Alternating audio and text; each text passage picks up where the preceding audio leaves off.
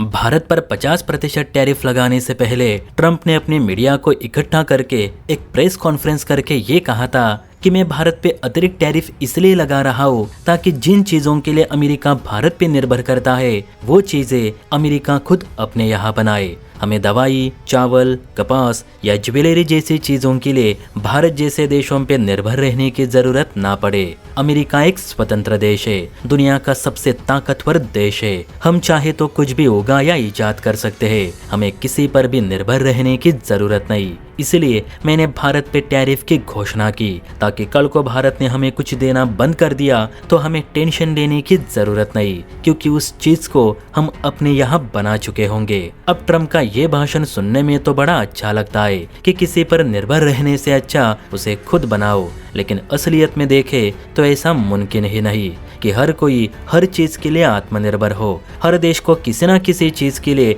दूसरे देश पर निर्भर रहना ही पड़ेगा, क्योंकि हर देश के पास सीमित मात्रा में ही रिसोर्सेस है जिनसे वो हर चीज नहीं बना सकता। आज अरब देशों के पास तेल के कुएं है तो उन्हें खाने के लिए चावल दूसरे देशों से ही आयात करने पड़ते हैं, क्योंकि वहाँ रेगिस्तान में चावल नहीं उगाए जा सकते। वैसे ही अमेरिका के पास अत्याधुनिक टेक्नोलॉजी है, लेकिन उसे भी कैंसर की दवा बनाने के लिए माल भारत चीन से ही मंगाना पड़ता है, क्योंकि अमेरिका में दवा बनाने वाला कच्चा माल नहीं उगता। इसलिए तो अमेरिका अपनी 90% जेनेरिक मेडिसिन चीन और भारत से ही आयात करता है। लेकिन ट्रम्प का कहना है कि वो अब दवाई भी अमेरिका में ही उगाएंगे, और उनका यही दोगलापन आज अमेरिकी लोगों की जान पर बनाया है, क्योंकि भारत ने अब अपनी ज्यादातर दवाइयाँ अमेरिका के बजाय अफ्रीका की ओर मोड़ दी है। दरअसल आप सभी जानते हैं कि ट्रम्प ने आज से ही यानी 1 अक्टूबर से भारतीय दवाइयों पर भी 100% टैरिफ लागू कर दिया है, यानी जिससे भारत की फार्मास्यूटिकल कंपनियों को घाटा हो सके।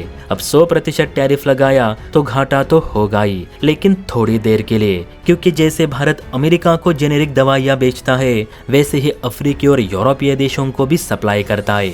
अब टैरिफ लगने के बाद भारत ने अपनी ज्यादातर मेडिसिन यूरोप और अफ्रीका में बेचने का ऐलान किया है। वैसे भी आज से भारत और यूरोपीय संघ के बीच EFTA भी लागू हो चुका है, जिससे कि भारत लगभग 0% टैरिफ पर अपनी जेनेरिक दवाइयाँ यूरोपीय देशों को बेच सकेगा।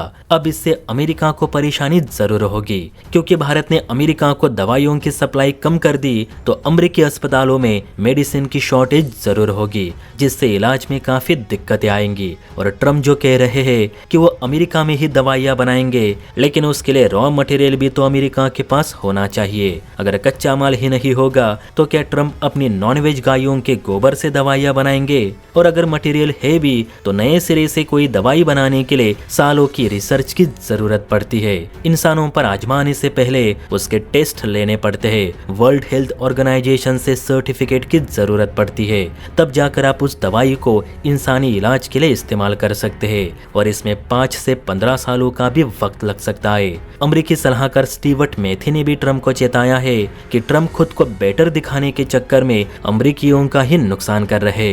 टैरिफ लगाने का फायदा कम और नुकसान ज्यादा दिख रहा है। ट्रम्प ने इतनी कोशिश करने के बावजूद आज अमेरिका में शटडाउन की नौबत आ गई। इस पर तो ट्रम्प को गौर करने की जरूरत है, और कितना भारत से बैर लेंगे जबकि जेब हमारी ढीली हो रही है। स्टीवर्ट का कहना है कि ट्रम्प ने अगर भारत से और दूरी बनाई तो सच में बहुत मुश्किलें बढ़ेंगी, हर चीज में महंगाई बढ़ेगी। क्या दोस्तों आपको नहीं लगता कि अब हमें भी उन्हीं देशों को अपना माल भेजना चाहिए जहां हमारी कद्र हो? वैसे आज नहीं तो कल अमेरिका दवाइयों के लिए भारत के आगे घुटने टेकेगा ही, क्योंकि उसके पास कोई ऑप्शन नहीं। बाकी हम अफ्रीकी देश और यूरोपीय यूनियन को मेडिसिन देकर सही कर रहे हैं या गलत, नीचे कमेंट करके अपनी राय जरूर दे।